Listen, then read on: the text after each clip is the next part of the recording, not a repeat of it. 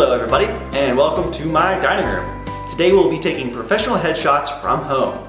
The first thing with any photograph is to find a great light source. The kind of light source that you would want for this headshot is natural light. So you want to look for a room, maybe a doorway, maybe your garage that has a lot of natural light coming in, but you also want to kind of control the direction of light.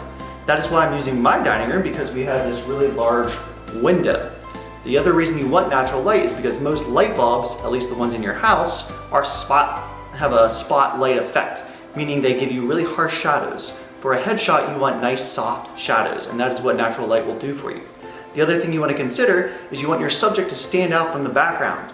So in my dining room, I have this wall, very neutral color. I'm going to be posing in front of it and using that as my backdrop. If you don't have a simple wall, you could also hang a bed sheet.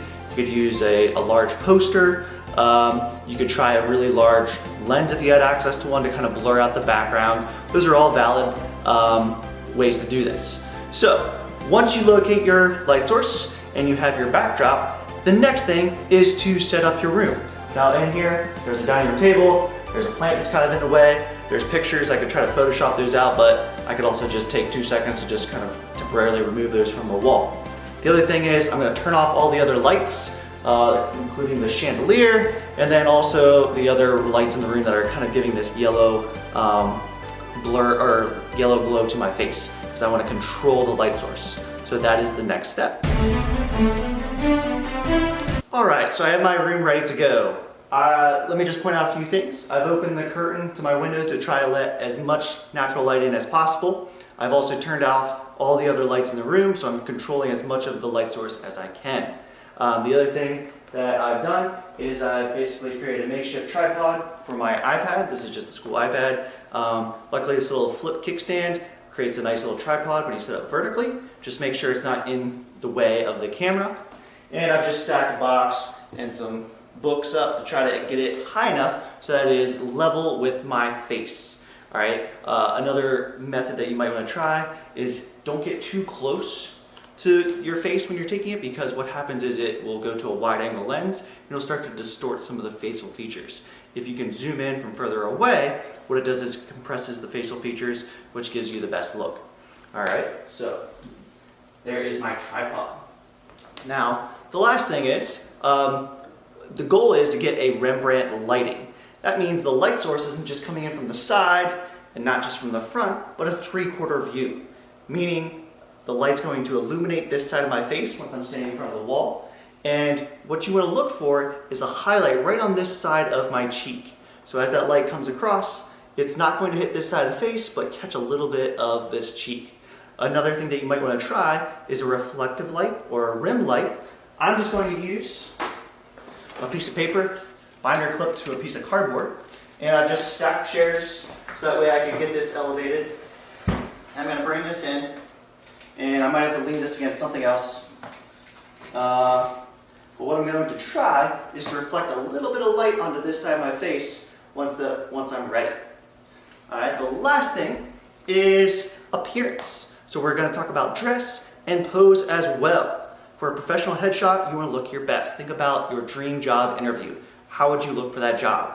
Well, if I don't know what this look would be good for, but I need to get ready for my headshot. So, all right, there we go.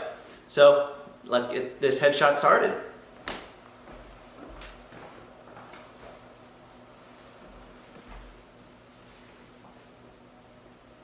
Setting a timer on your iPad.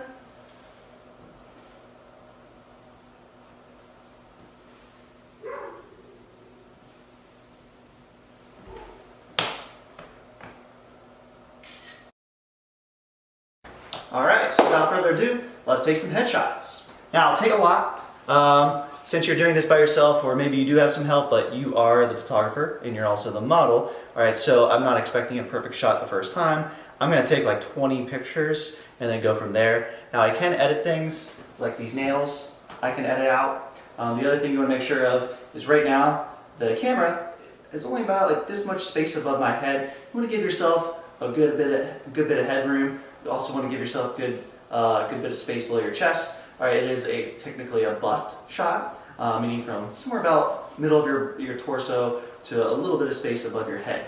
Now, if you're not sure of this and you're doing this by yourself like I am right now, shoot wide and you can always crop in later. All right, so I'm gonna just set the timer for 5 seconds. I'm gonna hit that shutter and we'll see how this looks.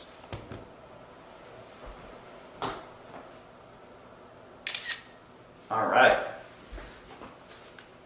Taking a look at that shot. All right, besides the gym shorts, looks great. Now the thing is, my body is catching the light mainly from the side. So I'm gonna shift my body a little bit and maybe I shift the direction of my camera because remember, I'm not gonna see all of that. And I can choose to show what's actually in the background later when I start cropping. I'm gonna try this again.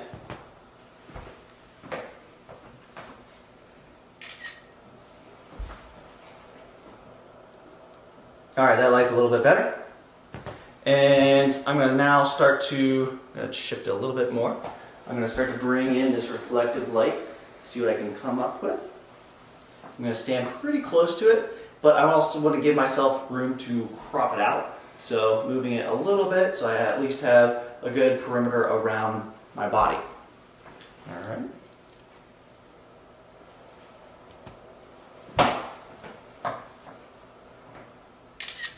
All right, now try some different poses. Maybe hands crossed, maybe looking this way a little bit. Maybe try some different facial expressions. Now look down, look up. Last couple tips that I have for you today is when you pick out your outfit, make sure it contrasts the background. All right, I have a gray blazer on, it's gray background. Now with this lighting, I think there's plenty of contrast between the edge of my shoulder because it's in shadow. So it actually looks a lot darker than what it is. Right here on this side of my body, all right, you start to lose that edge a little bit. So I'm gonna try a couple pictures just without the blazer. And this is a black shirt, obviously. So that provides a ton of contrast for this background.